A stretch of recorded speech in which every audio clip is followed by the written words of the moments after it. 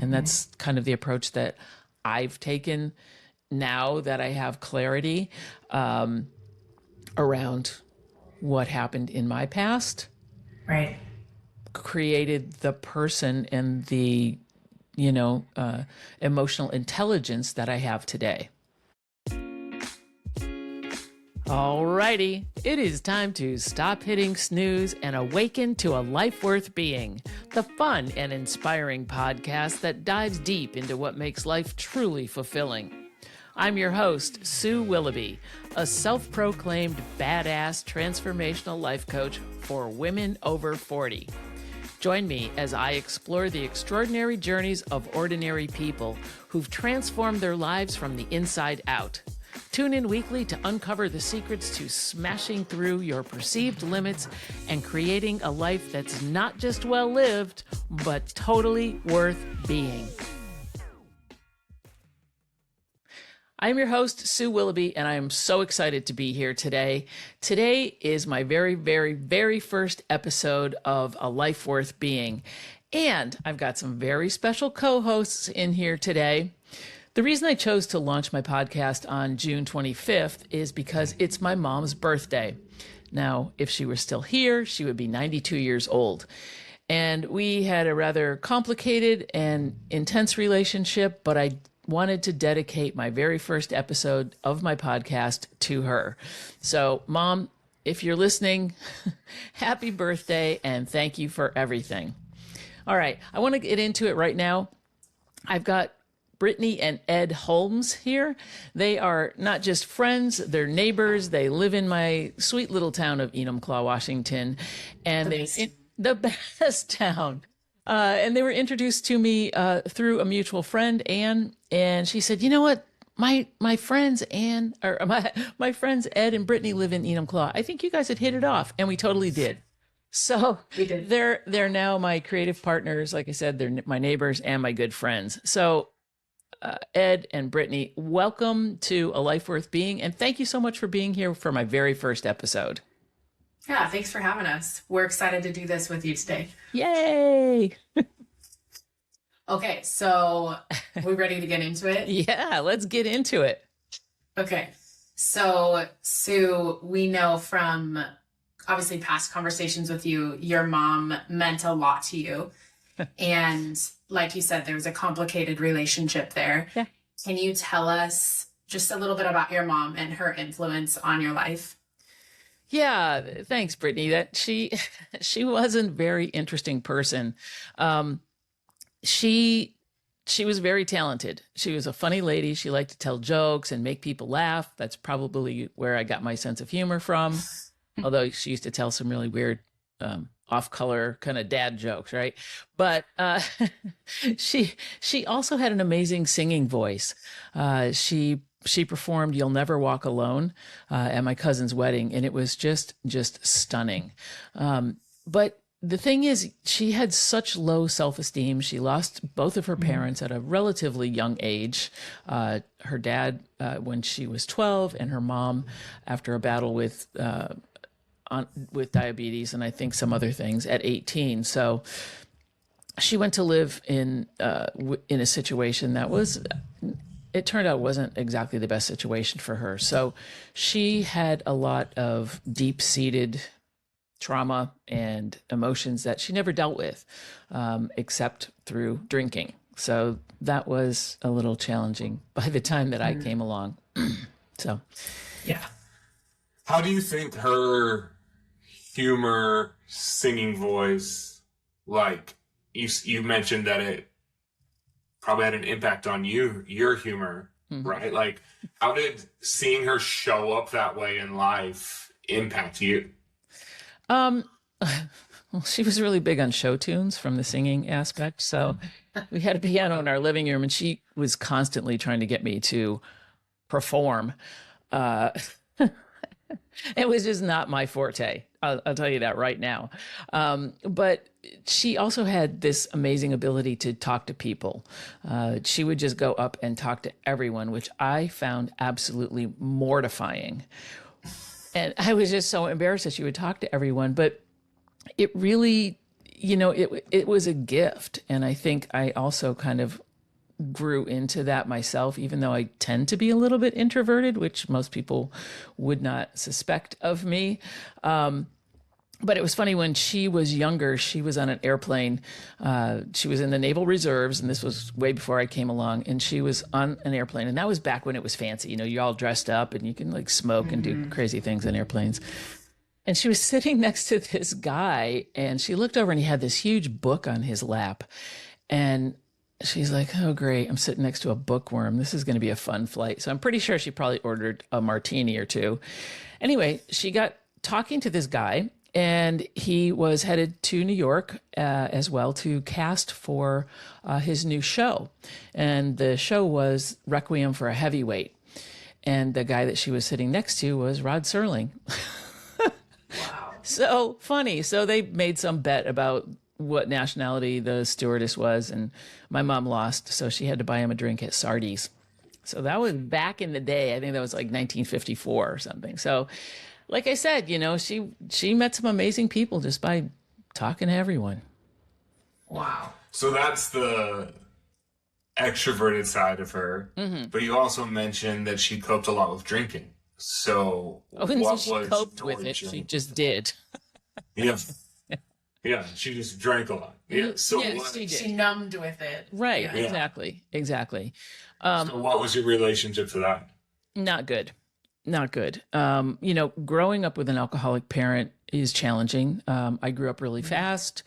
I was the adult in the household, and my parents did stay together until I was about 11, which was, they did it for the good of the child, which I probably would not agree with. But, I had the option to live with my mom or my dad, and I did choose my mom.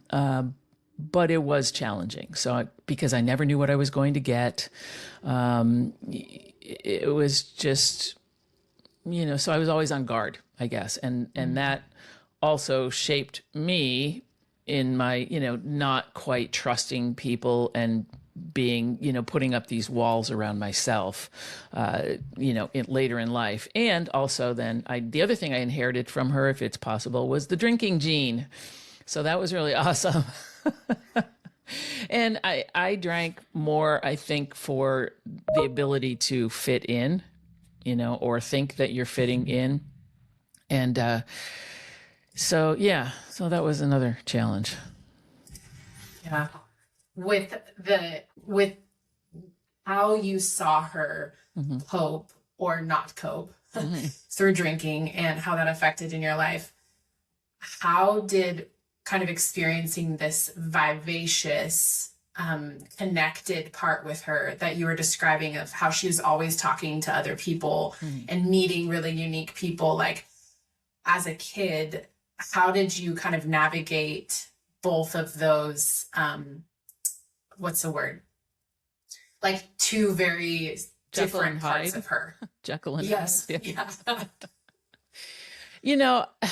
That's an interesting question. And I don't know that I saw it that way. I think in my body, right, and in my mind, I knew that the scary one was underneath all of that, and never quite knew when it was going to come out. So, it did create a little friction and distance. Like I said, especially as I got older. And I was a little bit more self-aware and aware of, what I was really dealing with or not dealing with, or trying to figure out what to deal with. Yeah. What do you think now, knowing what you know, obviously having the life experiences that you have, if your mom was here, like in this conversation with us, what do you think that she would have wanted to do different for you? That's interesting. I do know that, you can tell when something is sort of beyond someone's control, right? Obviously. But I think that because of the era when she grew up, and all of the things that she was facing, there's a couple of other things that she had that she was dealing with as well. that, you know, they, you didn't have the resources that we do now. So I think if she were here today, she might, and in this time with all of the resources that we have for self-awareness and self-help, she may have been more inclined to do some more personal work, I think. Yeah. I'd like to think so. But she just couldn't. It was not something that she could grasp. And, you know, when I think back now in retrospect, that I wish that she could have, and been able to talk about things, but it was too painful for her.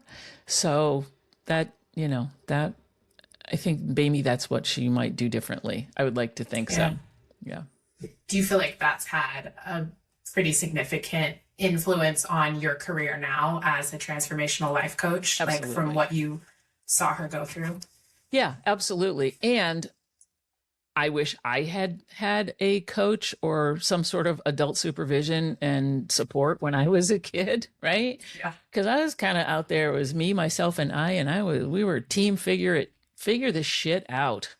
And that's what I did. It wasn't, there was a lot of spaghetti on the wall, right? Because that's how I just kind of got through life. Just throw something up against the wall and see what sticks.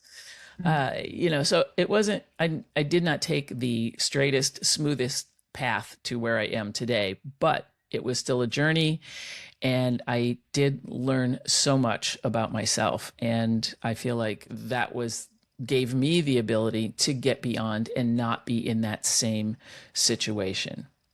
Yeah, that's something I remember one of my mentors and coaches said to me that has stuck with me is it's so powerful when we can look back at even the painful parts of our life and see how it's actually happened for us instead of to us. Absolutely. Like when we can have that perspective, it changes everything that we can create.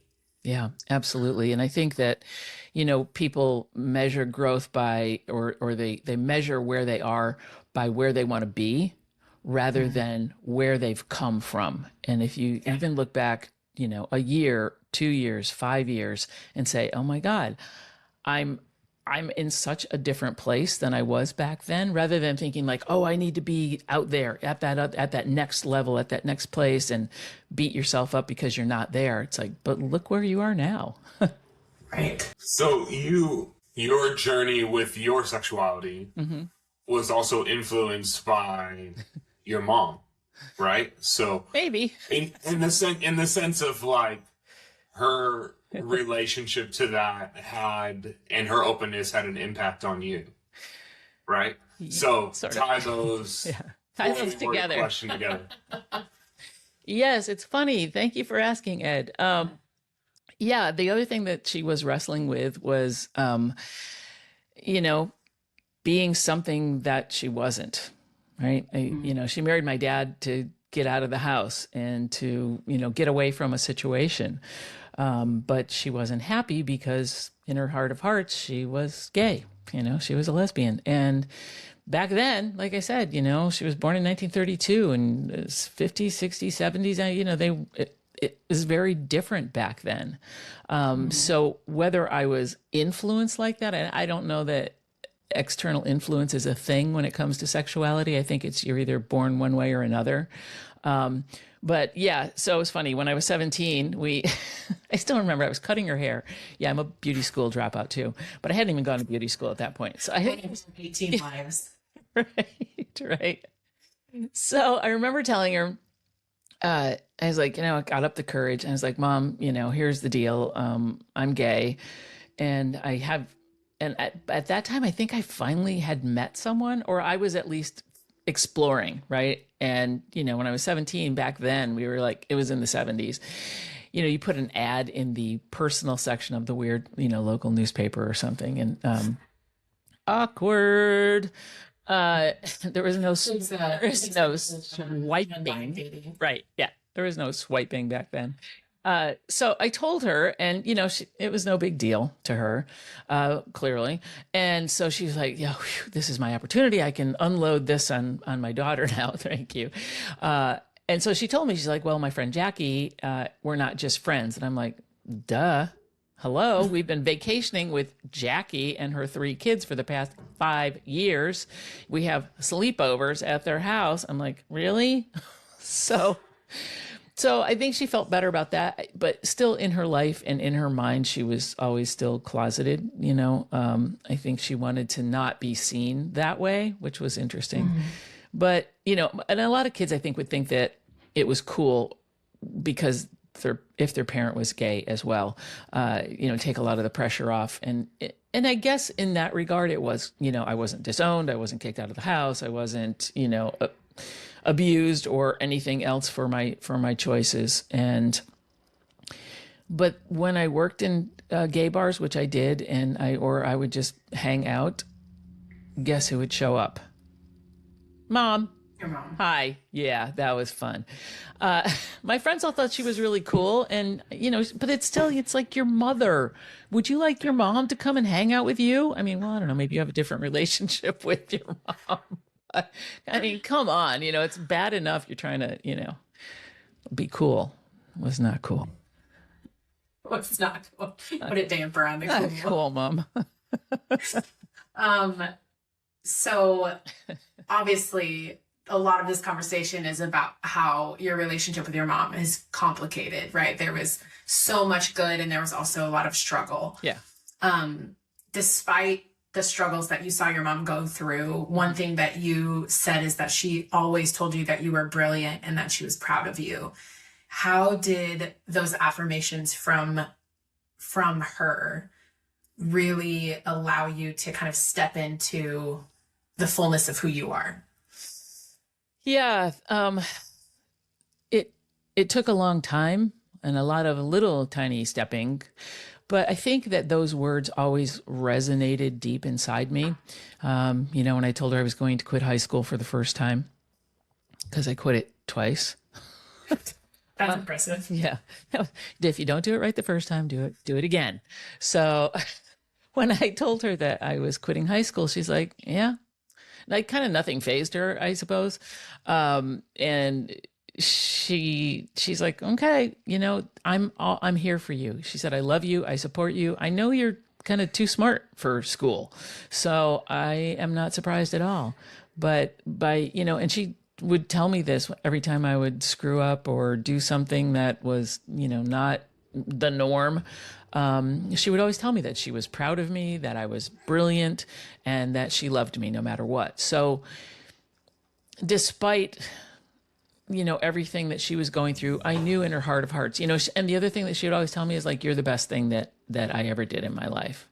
And that was, you know, it kind of gets you, right? But at the same time, it's like, Mom, you've done so many amazing things, but she just didn't see it. You know, to her, I was her biggest accomplishment. So I guess part of me was like, okay, I guess I either have to live up to that, or, you know, at least take it seriously and take it to heart. So, yeah. So then how did you reconcile this like real deep love that you shared with your mom, and then also the frustrations and the struggles that you also had with your mom? I think I'm still reconciling it to some degree. Yes. You know, as she got older and, you know, she lived in Atlanta. So I literally, you know, moved as far away from her as I possibly could. I moved to Seattle, not to get away from her necessarily, but I just, you know, so like I said, it was complicated. We were not,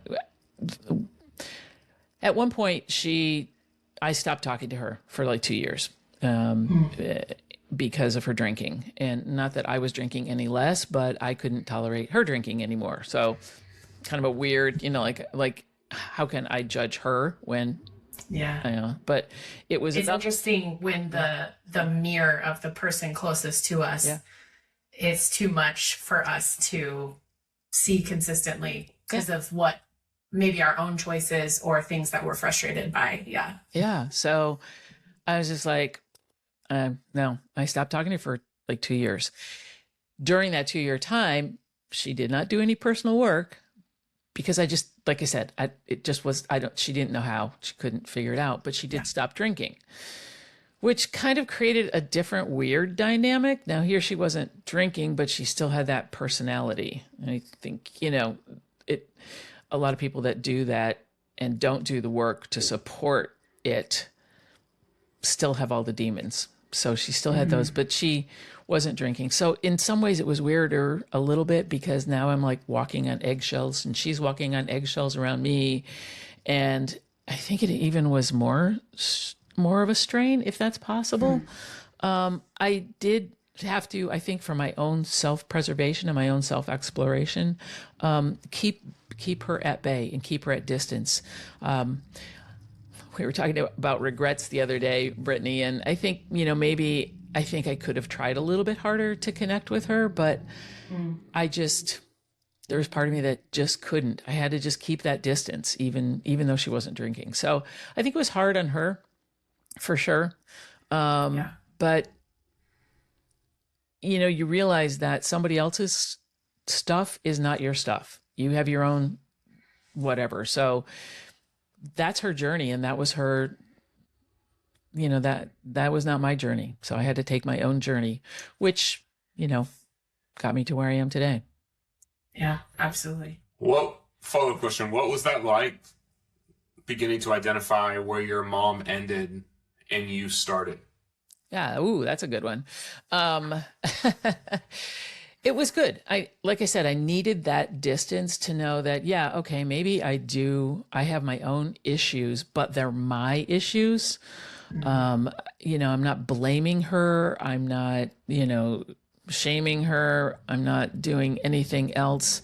If anything, I think I wish that I could have helped her in some way, but I couldn't help myself. And I was trying to help myself instead of. I don't know if that answers. Yeah, it's the idea of making sure that your own oxygen mask is on. Exactly. And half the time I didn't even know where the oxygen mask was. So once I found it, I did put it on and be like, oh, okay, that's all right. It's easy to look back in, with decades of retrospect and be like, well, I could have done this, or I could have said this. And in reality, you didn't have those tools or perspectives at the time. No, I didn't have those tools. So I had to acquire those tools, because clearly she didn't have those tools and wasn't even looking for the toolbox. So. Right. So how does your mom's influence show up in your coaching practice now? A lot of the things that I focus on with my coaching practice, either with or without horses, and horses are a really cool way to get people into themselves very quickly. I like to focus on that first step, which is just awareness. What is going on? Where, when something comes up for you, where is it? It's in your body. So let's start there and just build those awareness keys and triggers to be like, okay, oh, this is why I'm creating that story, and have, help people to understand that they aren't their stories. That, like you said before, everything that's happened has happened for us and not to us. And that's kind of the approach that I've taken now that I have clarity around what happened in my past. Right. Created the person and the, emotional intelligence that I have today. Yeah, that's huge. And that perspective is a really hard one to grab a hold of when you're in the middle of the pain. Right. Yeah. Yeah. What do they always say? Like, speak from the scar and not from the wound. Yeah. Oh, it's so true. Yeah. Yeah. You mean I should wait to post about it on Facebook? Yeah. Right? Yeah. Oh my God. Please. What do you, let's bring your mom again back into the present. Yeah. What do you think she would say about you, the life you're living, the impact you're having? She'd say, I told you so. I told you were brilliant. I told you. Now listen, I sound really egotistical when I say those things, but she was always the mom that, when I did stand-up comedy, she was in the front row. She was laughing the hardest and the loudest. She was clapping the loudest and the hardest. And she was poking everyone around her, going, "That's my daughter. That's my daughter. She's amazing. Look at how funny she is." And I mean, like, so I think that that's what she would say now, is that I believed in you. I knew you could do it. And, bless you for hanging in there. So. Yeah, huge. What are some of the things that you do to honor your mom's legacy in your daily life? That's a good one. I feel like I haven't until now. And that was why this podcast, first episode, was really important to me, because I feel like I didn't give her the credit that she deserved. She didn't give it to herself, and I didn't give it to her. But she definitely was an amazing, cool person. And it would have been great if we could have celebrated that together. But we never did. So I guess that's why I'm here today. Yeah. It's not too late. It's never too late. It's never too late. It's never too late to start a podcast at 65. So it's so true though. Yeah. And we laugh about it, but I think that's, from even just knowing you personally, that is one of the messages that you live by, that I'm so inspired by consistently, is that it's never too late. Like, if you feel that there's more, right? There's more in you. There's always more. Yeah. Yeah. Don't believe that you've like reached the peak and just give up and wait to die. Like, that sounds so morbid, but that's what a lot of people do, is we reach a certain point in our life and we think we've hit the peak and this is it. And it's time for me to just kind of exist. And then, but even if you know there's something else out there, how do you go about it? Right. And that's kind of my job as a coach, is to help people go through that transformational experience of, there's this thing I want. I'm at a spot in my life where I think I feel pretty comfortable, but yet I know I want to go after this other thing. Okay, well, let's dig into that. Let's explore that. How do you get there? Why do you feel stuck? So all those good things. But yeah. Yeah, you guys are coaches, Well, yeah, I mean, similar passion. Right. Yeah. What's coming up for me is, you have had seasons where you have felt stuck and know what it feels like to get unstuck, which then makes you such a believable party to help other people do that. Yeah. Thanks. And my experience of you is you practice what you preach. Thank you. Even starting a podcast. So as a third-party affirmation of Sue, I'm inspired by your commitment to live out what you're talking about right now. We've observed that in your life. Aw, you guys are so sweet. I'm going to start crying here. Our goal is to make Sue cry. She just ends fucking. Right. So I was going to say, as we wrap up this first episode, in light of what you do as a transformational life coach now, everything that you observed and learned from your mom growing up, what is the message? I feel like we probably touched on it a little bit, but what is the message that you hope to share with others that you coach? Yeah, I will kind of reiterate what I said earlier, and that is just, show up, as your true self. And if you're not sure what your true self is, do some exploring. There's going to be layers that you're going to have to peel back, and it may or may not be comfortable always, probably not, but it's okay. Once you peel back those layers, it's like, I think about there's a couple of good analogies. There's the butterfly, right? Which I just recently found out that the caterpillar totally disintegrates in that little pod. I'm like, what? No.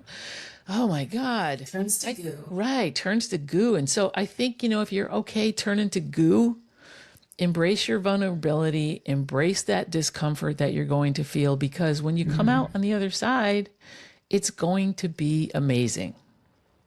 So, yeah. The other thing I love about the butterfly analogy is that the caterpillar already has all the components within it to turn into a butterfly. So true. Every season of our life, we already have, we're collecting more of what we need to become who we're meant to become. Yeah. And I've had a few disintegrations, but it's like I come out and I'm like kind of half formed. I got like one wing and a half an antenna, and I'm like, go back in there, melt some more. But you're right. We all have the pieces that we need. We just need to access them. And that's why I was drawn to coaching, because it's so important to have someone who is a neutral third party that can help guide you and support you and, kind of show you the path. Yeah. So, yeah. We've talked a lot about addiction today. To put a bow on that, what is something you would offer to people who have a loved one struggling with addiction? Like, I feel like I don't want to move on from this without you sharing some wisdom, because so many people live with this. Yeah. I struggled with alcohol myself for many years. I started drinking at a very young age because, sometimes people don't like to drink alone. Anyway, that's another whole episode to unpack. But, I drank a lot and had a problem with alcohol, and, still held down jobs and was, had successful careers and so on and so forth. But I got to a point where I'm like, you know what? This is no longer suiting me, and it is not serving me well at all. So about 2.5 years ago, I quit drinking, and I mentioned that my mom quit drinking kind of cold turkey. I did the same thing, but I had gotten to a point in my life where I had done so much self-work that I'm like, okay, this is another thing that is no longer serving me. So let's get rid of it. I'm not an AA person. I think it's great for some people, but I felt that I had the tools and I had the ability to do it by myself, right? Which I did. And I never looked back. I also wanted a lot more clarity in my life, which I've gotten. So my advice is that, not everyone can do that, right? Be okay with asking for help and seeking out resources that resonate with you. Like I said, AA is not for everyone. There are a lot of people out there that are, going through this and have gone through this that can be supportive in a way that, just you have to find the resources that resonate with you, and you also have to want it badly enough. It's just like anything else in life, right? You have to want it badly enough to go through the pain and the discomfort and the peeling back the layers, because there's a lot of that's going to happen as well. Yeah. So that's what I would say is, if you know you have a problem or you think you have a problem, get some support. Tell somebody. Probably there's somebody waiting there to help you anyway. So Absolutely. Just reach out. Yeah. Thanks. So for those that are listening to this episode, and they're inspired by your story, and they're interested in what you do as a transformational life coach. Yes. How can they get a hold of you? How can they work with you? They can find me, thanks to my creative partner, Brittany, at my fabulous website, willoughbycoaching.com. And I will put that link in the show notes. You can also follow me on the Instagrams, if you're on the Instagrams, at Sue_Willoughby. And I'm marginally on Facebook, but I would say Instagram and my website are the best way to reach out. Awesome. Thanks, you guys. Thank you so much for letting us do this with you today. Yes, Sue. It was brilliant. Thank you so much. And we're going to unpack your journey on another episode so you can have the spotlight all to yourselves. Thank you, Brittany and Ed, and thank you everyone for listening today. If you liked what you heard, go to your favorite podcast platform and subscribe. Hit that subscribe button, because we don't want you to come down with a bad case of FOMO, because we have some amazing episodes coming up. And we'll be back here next week with another amazing interview, and we'll see you then.